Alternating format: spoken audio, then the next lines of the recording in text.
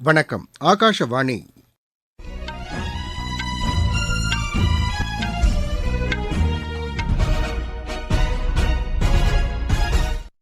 செய்திகள் வாசிப்பவர் ரெங்கநாதன். தலைப்புச் செய்திகள். மகாராஷ்டிராவில் பல்வேறு வளர்ச்சித் திட்டங்களை பிரதமர் திரு நரேந்திர மோடி இன்று தொடங்கி வைத்து நிறைவடைந்த திட்டங்களை நாட்டிற்கு அர்ப்பணிக்கிறார். 2047 ஆண்டிற்குள் $30 டிரில்லியன் அளவிலான பொருளாதார நாடாக இந்தியா உருவெடுக்கும் என்று மத்திய நிதியமைச்சர் திருமதி நிர்மலா சீதாராமன் கூறியுள்ளார். மத்திய அரசின் திட்டங்களை மக்கள் பயன்படுத்திக் கொள்ள வேண்டும் என்று இணையமைச்சர் திரு பிஸ்வேஸ்வர் டுடு கேட்டுக் கொண்டுள்ளார். பங்களாதேஷ் பிரதமராக அவாமி லீக் கட்சித் தலைவர் திருமதி ஷேக் ஹசீனா 5வது முறையாக பதவியேற்றுக் கொண்டார். துறைமுகங்களுக்கு இடையேயான கூடைப்பந்து போட்டியில் தூத்துக்குடி வஉசி துறைமுக அணி கோப்பையை வென்றது. இனி விரிவான செய்திகள்.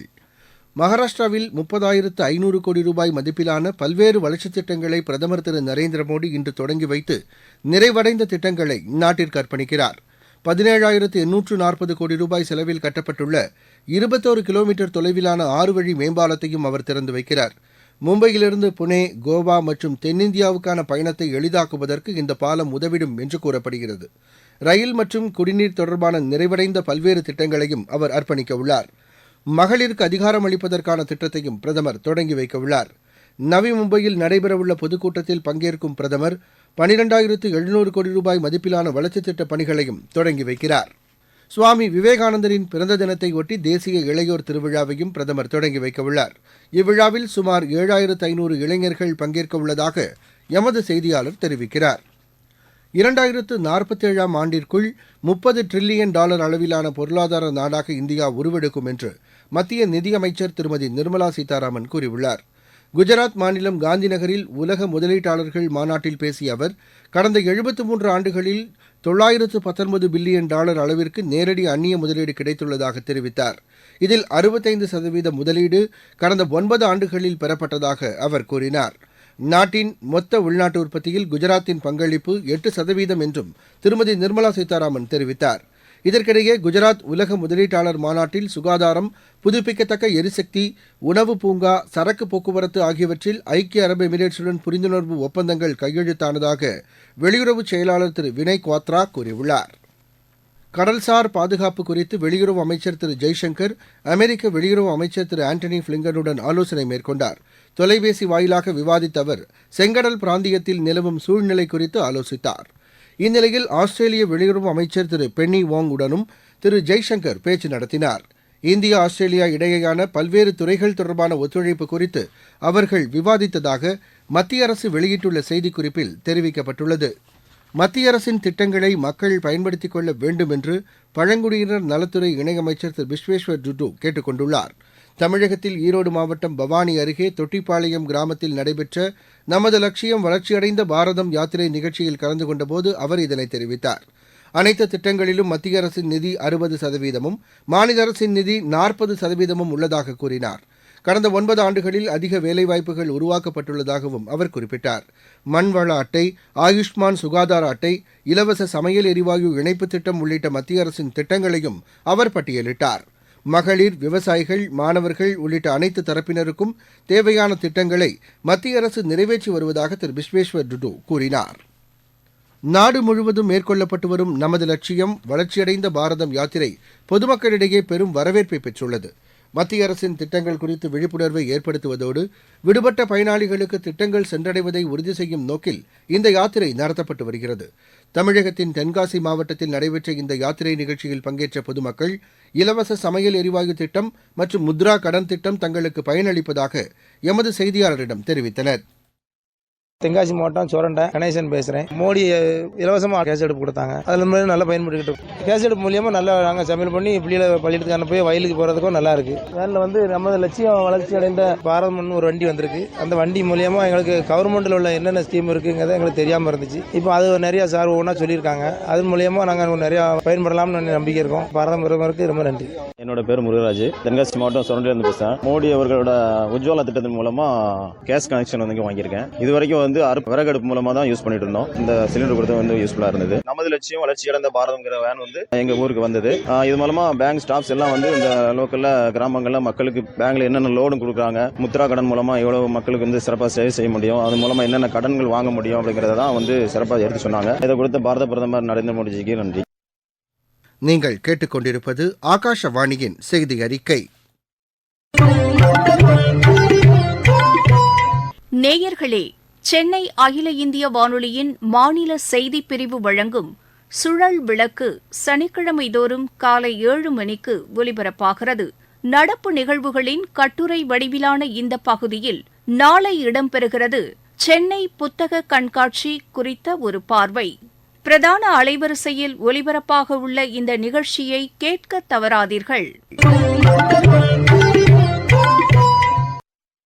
அயலக தமிழர்களுக்கான விருதுகளை முதலமைச்சர் திரு மு.க.ஸ்டாலின் இன்று சென்னையில் வழங்குகிறார். வர்த்தக மையத்தில் நடைபெற்று வரும் அயலக தமிழர் தின விழாவின் 2ஆம் நாள் நிகழ்ச்சியில் கலந்து கொள்ளும் முதலமைச்சர் இவ்விருதுகளை வழங்க உள்ளதாக மாநில அரசின் செய்திக்குறிப்பு தெரிவிக்கிறது. இந்நிகழ்ச்சியில் எனது கிராமம் என்ற முன்னோடி திட்டத்தையும் திரு மு.க.ஸ்டாலின் தொடங்கி வைக்கிறார். இதற்கிடையே இந்த விழாவில் பங்கேற்பதற்காக சென்னை வந்துள்ள சிங்கப்பூர் நாட்டின் சட்டம் மற்றும் உள்துறை அமைச்சர் திரு சண்முகம் நேற்று முதலமைச்சரின் இல்லத்தில் சந்தித்து பேசினார். தூத்துக்குடி மாவட்டத்தில் மழை வெள்ள பாதிப்புகளை மத்திய குழுவினர் இன்று மீண்டும் ஆய்வு செய்கின்றனர். தேசிய பேரிடர் மேலாண்மை ஆணையத்தின் ஆலோசகர் திரு கே.பி. சிங் தலைமையிலான குழுவினர் 2 குழுக்களாக பிரிந்து இந்த ஆய்வுப் பணிகளை மேற்கொள்கின்றனர். பங்களாதேஷ் பிரதமராக அவாமி லீக் கட்சித் தலைவர் திருமதி ஷேக் ஹசீனா 5வது முறையாக பதவியேற்றுக் கொண்டார். தலைநகர் டாக்காவில் நேற்று மாலை நடைபெற்ற நிகழ்ச்சியில் அந்நாட்டு அதிபர் திரு முகமது சஹாபுதீன் அவருக்கு பதவிப் பிரமாணமும் ரகசிய காப்புறுதியும் செய்து வைத்தார். அவருடன் 25 அமைச்சர்களும் 11 இணையமைச்சர்களும் பதவியேற்றுக் கொண்டனர். நாட்டின் வடகிழக்கு பகுதிகளில் கடும் பனிமூட்டம் மேலும் 4 நாட்களுக்கு நீடிக்கும் என்று வானிலை ஆய்வு மையம் கூறியுள்ளது. பஞ்சாப், ஹரியானா மற்றும் உத்தரப்பிரதேச மாநிலங்களில் இதன் தாக்கம் அதிகரித்து காணப்படும் என்று தெரிவிக்கப்பட்டுள்ளது. ஹிமாச்சல பிரதேசம், உத்தரகாண்ட், பீகார், மேற்கு வங்கம், சிக்கிம், மத்திய பிரதேசம் ஆகிய மாநிலங்களுக்கு உட்பட்ட ஒரு சில பகுதிகளில் நாளை பனிமூட்டம் காணப்படும் என்றும் அறிவிக்கப்பட்டுள்ளது. பல்வேறு பகுதிகளில் குறைந்தபட்ச வெப்பநிலை 2 டிகிரி செல்சியஸுக்கும் குறைவாக பதிவாகக்கூடும் என்றும் தெரிவிக்கப்பட்டுள்ளது. தமிழகம், கேரளா மற்றும் லட்சத்தீவுகளுக்கு உட்பட்ட ஒரு சில பகுதிகளில் இன்று மிதமான மழைக்கு வாய்ப்புள்ளதாகவும் அறிவிக்கப்பட்டுள்ளது.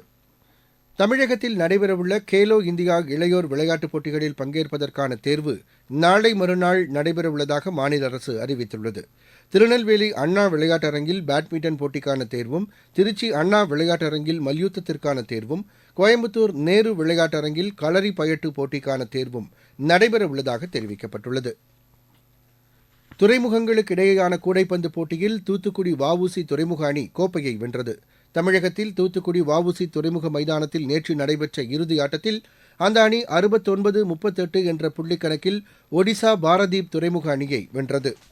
ஆப்கானிஸ்தான் அணிக்கு எதிரான முதலாவது டுவெண்டி கிரிக்கெட் போட்டியில் இந்திய அணி 6 விக்கெட் வித்தியாசத்தில் வெற்றி பெற்றது.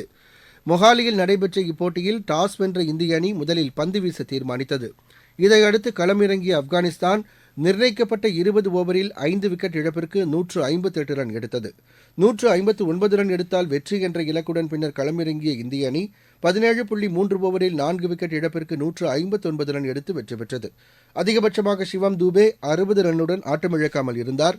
3 ஆட்டங்களை கொண்ட இத்தொடரின் 2வது போட்டி நாளை மறுநாள் இந்தூரில் நடைபெறவுள்ளது. ரஞ்சிக் கோப்பை கிரிக்கெட் போட்டியில் தமிழக அணி தமது 2வது ஆட்டத்தில் இன்று திரிபுராவை எதிர்கொள்கிறது. அகர்தாலாவில் இப்போட்டி நடைபெறவுள்ளது. மலேசிய ஓபன் பேட்மிண்டன் போட்டியில் ஆடவர் இரட்டையர் பிரிவு காலிறுதி ஆட்டத்தில் இந்தியாவின் சாத்விக் சாய்ராஜ், சிராக் ஷெட்டி இணை சீனாவின் ஜி டிங்ஹே, ஜியாங் யூ ரென் இணையை இன்று எதிர்கொள்கிறது. மகளிர் இரட்டையர் பிரிவு காலிறுதியில் அஸ்வினி பொன்னப்பா, தனிஷா கிராஸ்டோ இணை ஜப்பானின் ரின் இவாங்கா, கி நகானிஷி இணையை இன்று எதிர்கொள்கிறது. 9 பேர் பயணம் செய்து ஐநாவுக்கு சொந்தமான ஹெலிகாப்டரை சோமாலியா நாட்டைச் சேர்ந்த போராளிகள் கைப்பற்றியுள்ளனர். பயணிகளை மீட்கும் பணியில் அரசு ஈடுபட்டு வருவதாக அந்நாட்டு அரசு செய்தி தொடர்பாளர் தெரிவித்துள்ளார். அந்த ஹெலிகாப்டரில் ராணுவ வீரர்கள் பயணித்ததாகவும் அவர் கூறினார். மீண்டும் தலைப்புச் செய்திகள். மகாராஷ்டிராவில் பல்வேறு வளர்ச்சித் திட்டங்களை பிரதமர் திரு நரேந்திர மோடி இன்று தொடங்கி வைத்து நிறைவடைந்த திட்டங்களை நாட்டிற்கு அர்ப்பணிக்கிறார். 2047ஆம் ஆண்டிற்குள் $30 டிரில்லியன் அளவிலான பொருளாதார நாடாக இந்தியா உருவெடுக்கும் என்று மத்திய நிதியமைச்சர் திருமதி நிர்மலா சீதாராமன் கூறியுள்ளார். மத்திய அரசின் திட்டங்களை மக்கள் பயன்படுத்திக் கொள்ள வேண்டும் என்று இணையமைச்சர் திரு பிஸ்வேஸ்வர் டுடு கேட்டுக் கொண்டுள்ளார். பங்களாதேஷ் பிரதமராக அவாமி லீக் கட்சித் தலைவர் திருமதி ஷேக் ஹசீனா 5வது முறையாக பதவியேற்றுக் கொண்டார். துறைமுகங்களுக்கு இடையேயான கூடைப்பந்து போட்டியில் தூத்துக்குடி வஉசி துறைமுக அணி கோப்பையை வென்றது. இத்துடன் இந்த செய்தி அறிக்கை நிறைவடைந்தது.